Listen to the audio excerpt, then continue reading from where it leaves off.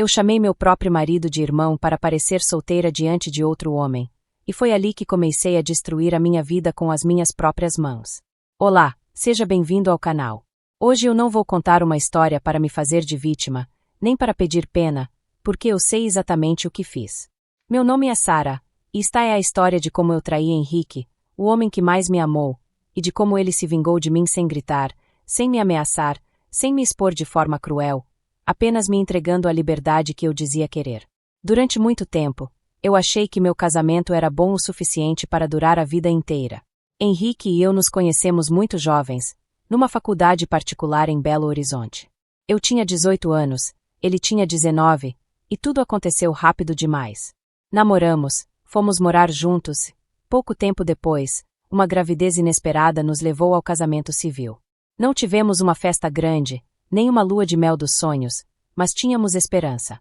Nosso filho, Gabriel, nasceu alguns meses depois, e Henrique se mostrou o tipo de pai e marido que muitas mulheres passam a vida procurando. Ele trabalhava muito, chegava cansado, mas ainda assim cuidava do bebê para eu descansar, fazia compras, pagava contas, acordava de madrugada quando Gabriel chorava e me olhava com carinho até nos meus piores dias. O problema nunca foi falta de amor da parte dele. O problema era uma parte imatura de mim que começou a sentir falta de atenção, de elogios, de aventura e da sensação de ainda ser desejada por outros homens. Eu amava meu filho, mas olhava para as minhas amigas viajando, saindo, postando fotos em festas e restaurantes, enquanto eu vivia entre fraldas, boletos, mercado e consultas pediátricas. Aos poucos, comecei a sentir que tinha envelhecido antes da hora. Não porque Henrique me prendesse, pois ele nunca foi controlador, mas porque eu mesma passei a enxergar minha rotina como uma prisão. Nosso casamento foi esfriando sem explosões. Não brigávamos o tempo todo, mas também não éramos mais aquele casal apaixonado do início. Dormíamos na mesma cama, conversávamos sobre o Gabriel, sobre dinheiro, sobre trabalho, sobre família, mas quase nunca falávamos sobre nós. Um dia, depois de uma discussão pequena e sem importância, Henrique me olhou com uma tristeza que eu nunca esqueci e disse que sentia saudade de mim, mesmo eu estando sentada na frente dele. Aquilo me atingiu, mas eu não quis assumir culpa. Preferi me irritar. Foi então que ele sugeriu uma viagem só para nós dois. Minha mãe aceitou ficar com Gabriel por alguns dias, dizendo que todo casal precisava respirar longe da rotina, e escolhemos Porto de Galinhas, em Pernambuco. Eu sempre quis conhecer aquelas praias, as piscinas naturais, o calor, os bares perto do mar. Quando começamos a planejar, me animei como se aquela viagem fosse devolver a mulher que eu achava ter perdido. Comprei vestidos, biquínis, sandálias, perfume novo e roupas mais ousadas do que eu costumava usar em Belo Horizonte. Henrique percebeu minha empolgação e pareceu feliz por mim. Quando chegamos ao resort, tudo parecia perfeito. O hotel era bonito, tinha piscina, música à noite, varanda, turistas por todos os lados e aquele cheiro de maresia misturado com protetor solar e bebida doce. Na primeira noite, jantamos, bebemos caipirinhas, rimos muito e dançamos como se fossemos namorados de novo.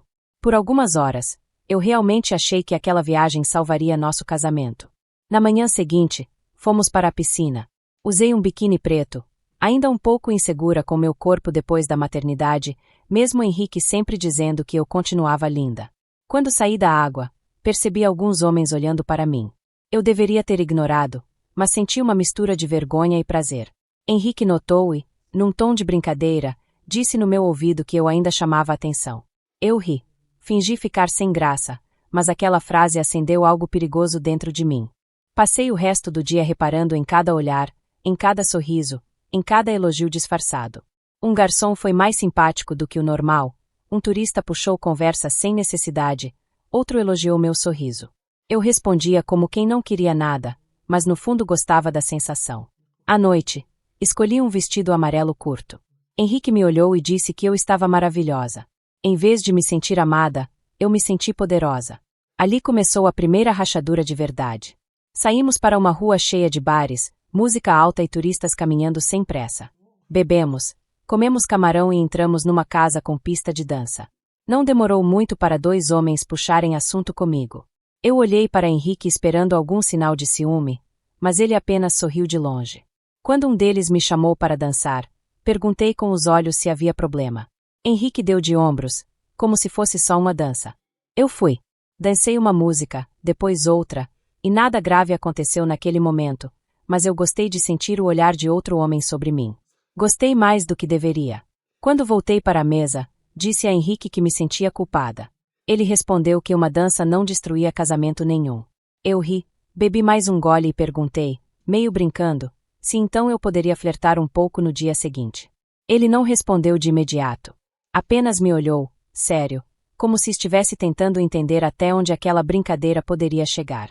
Naquela noite, no quarto, me senti desejada como há muito tempo não me sentia. O problema é que, quando uma porta perigosa se abre, nem todo mundo tem maturidade para fechar. No dia seguinte, deitada na praia ao lado dele, perguntei se ele tinha ficado incomodado com a dança. Henrique respondeu que não sabia explicar, mas que me ver sendo admirada tinha mexido com ele. Era um momento para pararmos e conversarmos com cuidado. Em vez disso, eu ouvi apenas o que queria ouvir. Disse que às vezes sentia que tinha casado cedo demais, que tinha pulado fases, que não tinha vivido certas experiências. Tentei parecer sincera, mas hoje sei que estava preparando uma desculpa. Henrique ficou em silêncio por alguns segundos e disse que, se algum dia eu sentisse vontade de testar algum limite, eu deveria ser honesta com ele. Ele não me deu uma autorização para trair. Isso precisa ficar claro. Mas, dentro da minha cabeça, eu transformei aquela frase numa permissão. Naquela tarde, usei um biquíni prateado, menor do que qualquer outro que eu já tinha usado. Caminhei até o mar sabendo que estava sendo observada. Nas piscinas naturais, um homem se aproximou. Chamava-se Otávio.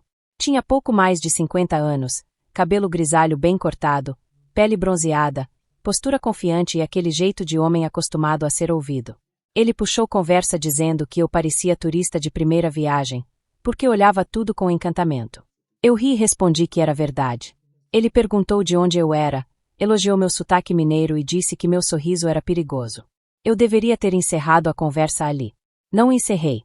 Ele se aproximava um pouco demais, tocava meu braço de leve ao falar, falava perto do meu ouvido por causa do barulho das ondas e me olhava como se eu fosse a mulher mais interessante da praia.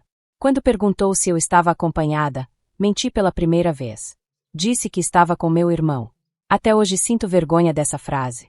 Henrique estava na areia, observando de longe, e eu apaguei a existência dele como marido para parecer livre diante de um desconhecido. Quando voltei, Henrique perguntou quem era aquele homem. Respondi rindo que era apenas um galã metido, divorciado, dono de uma produtora de eventos em Recife, que tinha uma casa em um condomínio ali perto e me convidará para tomar um drink qualquer noite. Henrique perguntou se eu queria ir. Eu disse que não, claro que não, mas meu sorriso dizia outra coisa. Ele percebeu. No caminho de volta ao hotel, continuamos falando sobre aquilo como se fosse uma brincadeira proibida. Ele perguntou se eu teria coragem de ir à casa de um homem daqueles. Eu disse que não sabia. Ele respondeu que poderia ficar por perto, caso eu me sentisse insegura. Hoje, olhando para trás, entendo o absurdo. Nós dois brincamos com um limite perigoso, mas eu fui a única que decidiu atravessá-lo de verdade. Naquela noite, fomos a uma casa noturna perto da praia. Usei um short curto e uma blusa branca leve. Bebi rápido, dancei cedo e comecei a conversar com pessoas que eu nunca mais veria. Henrique ficou perto do bar, mais quieto, talvez cansado, talvez apenas observando a mulher dele se afastar aos poucos. Dancei com alguns homens, mas nenhum me chamou atenção de verdade. Então vi Otávio entrando. Ele usava camisa de linho, relógio caro e aquele sorriso de quem já sabia que eu lembraria dele. Quando me chamou para dançar, aceitei sem olhar para Henrique. Otávio dançava perto demais. A mão dele tocava minha cintura, depois minhas costas, e eu poderia ter recuado. Não recuei. Em certo momento, levei Otávio até a mesa e apresentei Henrique como meu irmão. A frase saiu tão natural da minha boca que me assusta até hoje. Henrique me olhou por um segundo, e naquele olhar havia uma dor que eu fingi não entender. Talvez ali tenha nascido a vingança dele. Otávio apertou a mão dele e brincou dizendo que cuidaria bem da irmã dele na pista. Henrique respondeu apenas que eu sabia cuidar de mim. Eu ri, como se aquilo fosse divertido. Mais tarde, Otávio nos convidou para conhecer a casa dele. Disse que tinha uma área externa bonita, bebidas melhores, uma hidromassagem e uma vista incrível. Eu perguntei a Henrique se deveríamos ir, fingindo inocência. Ele disse que a decisão era minha. Essa frase me irritou, Porque eu queria que ele me impedisse para depois chamá-lo de controlador, ou que me autorizasse para depois dividir minha culpa com ele. Como ele não fez nenhuma das duas coisas, escolhi a pior opção e chamei de liberdade. Fomos os três de carro pelas ruas iluminadas, passando por pousadas, lojas fechadas e coqueiros balançando na madrugada quente. A casa de Otávio ficava em um condomínio elegante, com muros altos, jardins cuidados e segurança na entrada. Por dentro, parecia cenário de revista. Sala grande, sofá claro, cozinha planejada, quadros caros, varanda ampla e a hidromassagem preparada lá fora, com luz azul refletindo na água. Otávio serviu uísque para Henrique e uma bebida doce para mim. Eu estava bêbada, mas não a ponto de não saber o que fazia. Durante muito tempo tentei culpar o álcool, mas essa foi outra mentira. O álcool apenas calou a vergonha que ainda existia em mim. Otávio sabia conversar. Falou de viagens, dos filhos adultos, da ex-mulher, dos negócios, da vida confortável que levava. Elogiava sem parecer desesperado. Tocava minha mão por um instante e depois se afastava, como se fosse sem querer. Henrique ficava cada vez mais quieto. Respondia uma coisa ou outra, mas parecia distante. Quando Otávio sugeriu entrarmos na hidromassagem, hesitei. Ele disse que havia roupas de banho limpas no quarto, deixadas por visitas. Eu deveria ter achado estranho. Em vez disso, fui trocar de roupa. Henrique entrou logo depois e me encontrou tentando fechar a parte de cima de um biquíni branco pequeno demais. Ele me olhou como se estivesse vendo uma desconhecida. Perguntou se eu tinha certeza. Eu respondi perguntando se ele estava bem. Ele disse que estava cansado. Cheguei perto dele e sussurrei que Otávio provavelmente tentaria alguma coisa. Henrique perguntou o que eu queria que acontecesse. Eu não respondi. Apenas sorri. E aquele sorriso foi uma confissão.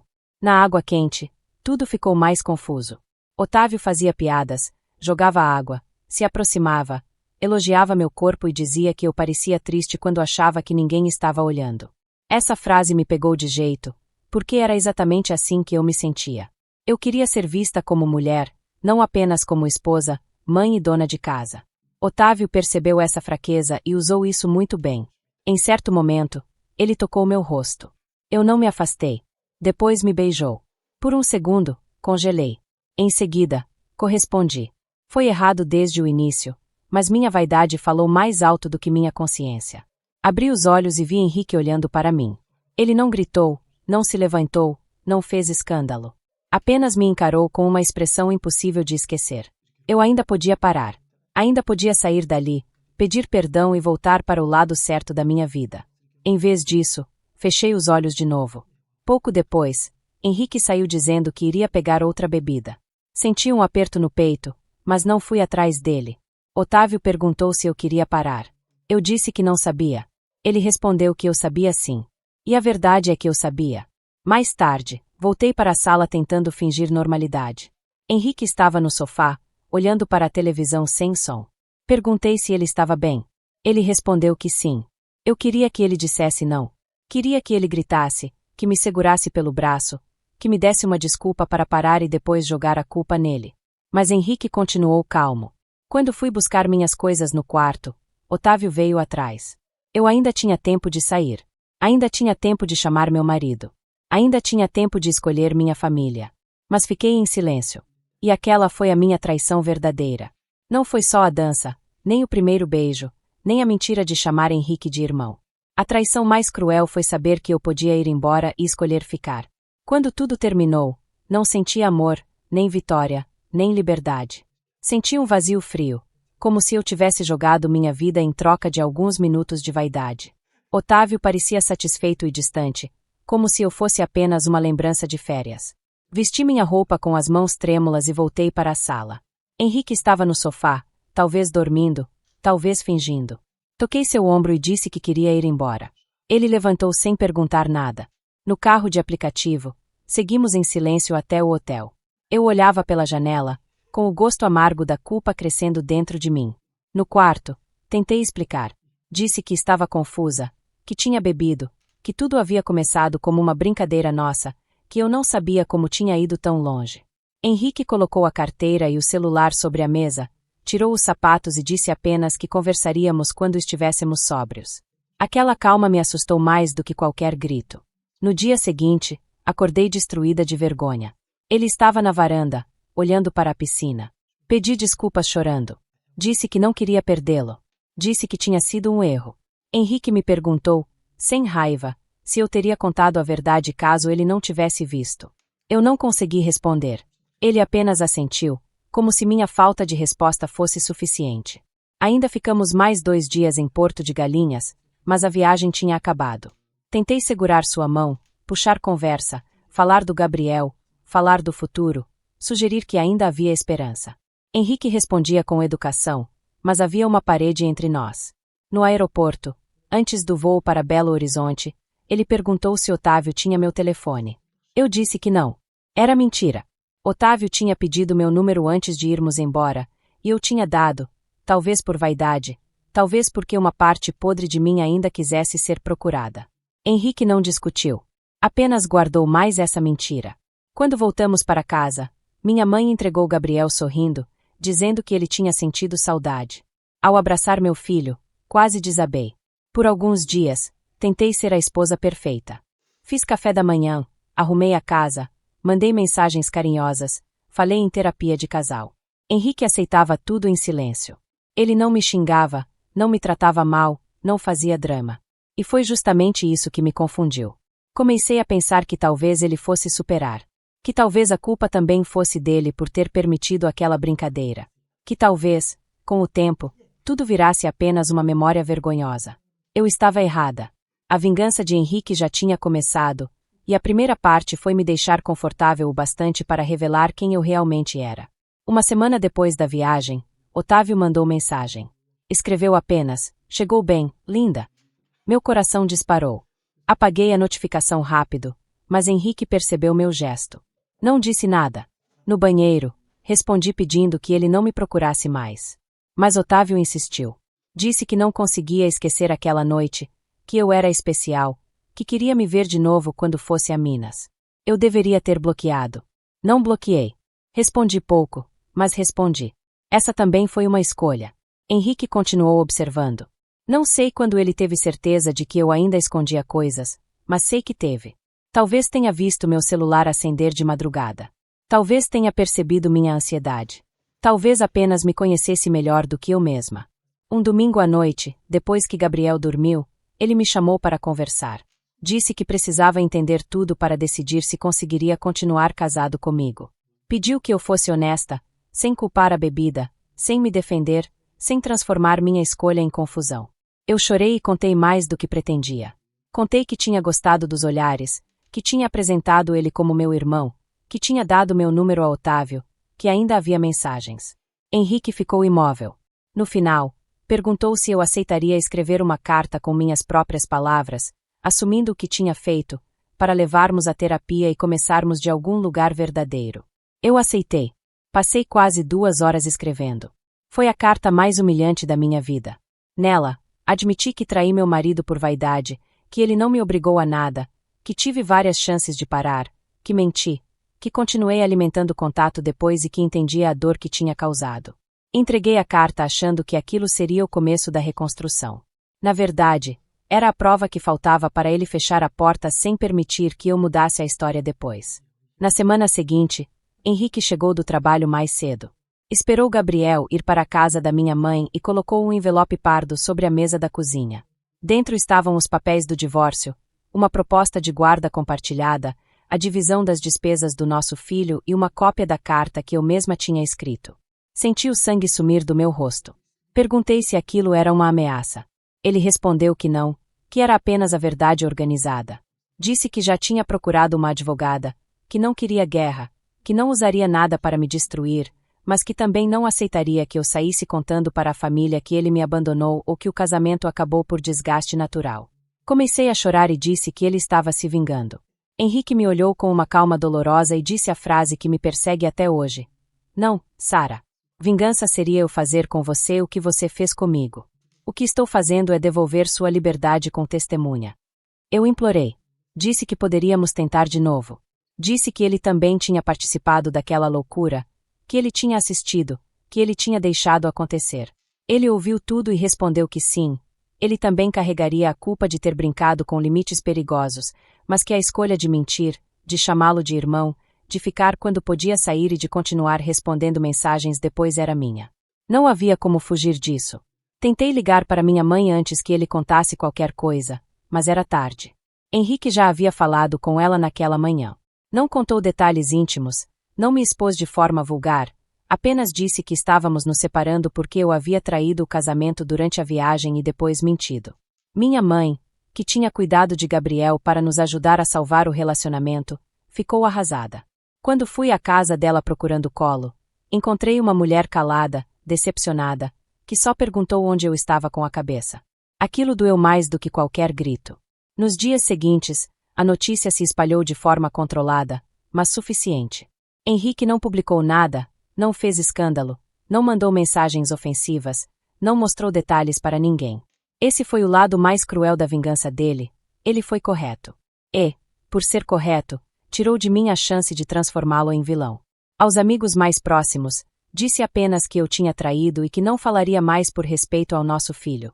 Para minha irmã, que tentou me defender dizendo que todo casal passa por crise, ele mostrou apenas o início da carta, onde eu mesma admitia que a decisão tinha sido minha.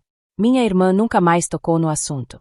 Eu fiquei presa na verdade que eu mesma escrevi. Em desespero, tentei procurar Otávio, não por amor, mas porque eu precisava que aquela fantasia valesse alguma coisa. Ele demorou 2 dias para responder. Quando respondeu, foi educado e frio. Disse que lamentava minha situação, mas que eu precisava resolver minha vida familiar com maturidade. O homem que na praia me chamava de inesquecível agora me tratava como um problema inconveniente. Ali entendi que eu tinha trocado um casamento real por uma noite que, para ele, não valia nenhuma ligação. O divórcio foi rápido, porque Henrique já tinha pensado em tudo. Ele não tentou tirar Gabriel de mim, mas também não aceitou ser apenas visitante na vida do próprio filho. Organizou horários, escola, plano de saúde, despesas e fins de semana alternados. Eu esperava que ele usasse nosso filho para me punir, mas ele não fez isso. Mais uma vez, foi correto. E a correção dele me humilhava mais do que qualquer crueldade. A casa onde morávamos era alugada, então ele saiu primeiro. Levou roupas, livros, computador e algumas coisas do Gabriel. No dia em que foi embora, deixou sobre a cama o vestido amarelo que eu usei na primeira noite da viagem. Não havia bilhete.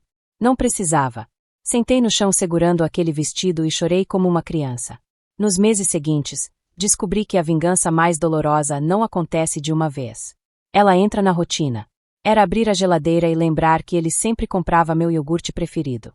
Era acordar de madrugada e não ouvir a respiração dele ao lado. Era levar Gabriel ao parque e ver outras famílias juntas. Era encontrar conhecidos no mercado e perceber aquele olhar rápido de quem sabe mais do que diz. Era ver Henrique chegando para buscar nosso filho bem vestido, tranquilo, mais magro, mais forte, com uma paz que eu não tinha. Ele começou a fazer academia, voltou a tocar violão, fez terapia, viajou com amigos e passou a sorrir de um jeito que não sorria comigo havia anos. Eu, que queria me sentir desejada por muitos olhares, comecei a sentir falta de ser respeitada por um só. A pior parte veio quase 8 meses depois, no aniversário de Gabriel na escola. Era uma festinha simples, com bolo, salgados, crianças correndo e pais tirando fotos. Henrique chegou com uma mulher ao lado. O nome dela era Patrícia. Ela não era chamativa, não tentava parecer superior, não usava roupas exageradas. Era discreta, elegante, tinha um sorriso calmo e tratava Gabriel com carinho sem tentar ocupar meu lugar.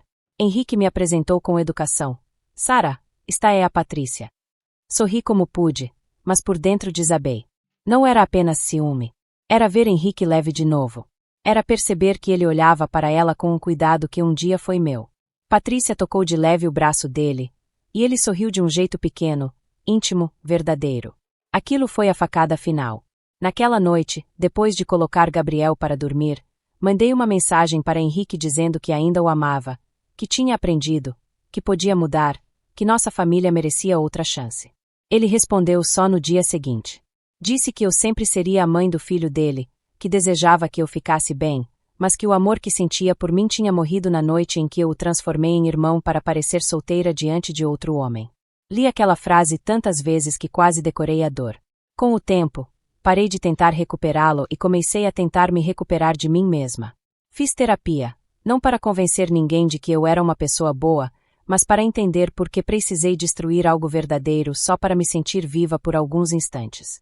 Descobri que vaidade não é autoestima, que atenção não é amor, que desejo sem responsabilidade cobra caro, e que nenhum casamento sobrevive quando uma pessoa transforma o parceiro em espectador da própria humilhação. Também entendi que Henrique se vingou da forma mais inteligente possível. Ele não se rebaixou. Não me deu uma cena para usar contra ele. Não me deu violência, ameaça, exposição criminosa ou insulto público. Ele apenas retirou a proteção que eu tinha dentro do amor dele. Antes, eu podia errar e ainda acreditar que ele estaria ali para segurar minha queda. Depois, ele saiu do caminho e me deixou encarar o chão. Anos se passaram. Gabriel sabe que os pais não vivem juntos, mas não conhece os detalhes. Espero que nunca precise conhecer. Henrique e Patrícia continuam juntos. Vejo os dois em festas da escola, consultas e aniversários, e aprendi a respirar quando ela segura a mão dele. Eu também segui minha vida, mas nunca mais fui a mesma mulher. Não conto isso para que sintam pena de mim. Conto porque talvez exista alguém ouvindo agora, entediada no casamento, carente de elogios, achando que uma mensagem escondida não é nada, que uma dança não pesa, que um beijo pode ser esquecido, que se o marido não impede então a culpa é dividida. Escute uma coisa de uma mulher que perdeu a própria casa por confundir silêncio com permissão. Quando você precisa mentir para viver uma emoção, essa emoção já nasceu errada. Quando você precisa diminuir seu marido diante de outro homem para se sentir livre, você não está buscando liberdade, está cavando sua solidão. E quando um homem bom decide ir embora em paz, sem gritar, sem implorar e sem olhar para trás, a vingança dele pode durar o resto da sua vida. Se esta história mexeu com você, deixa seu like, se inscreve no canal e comenta com sinceridade. Henrique foi frio demais, ou eu apenas recebi exatamente o que plantei?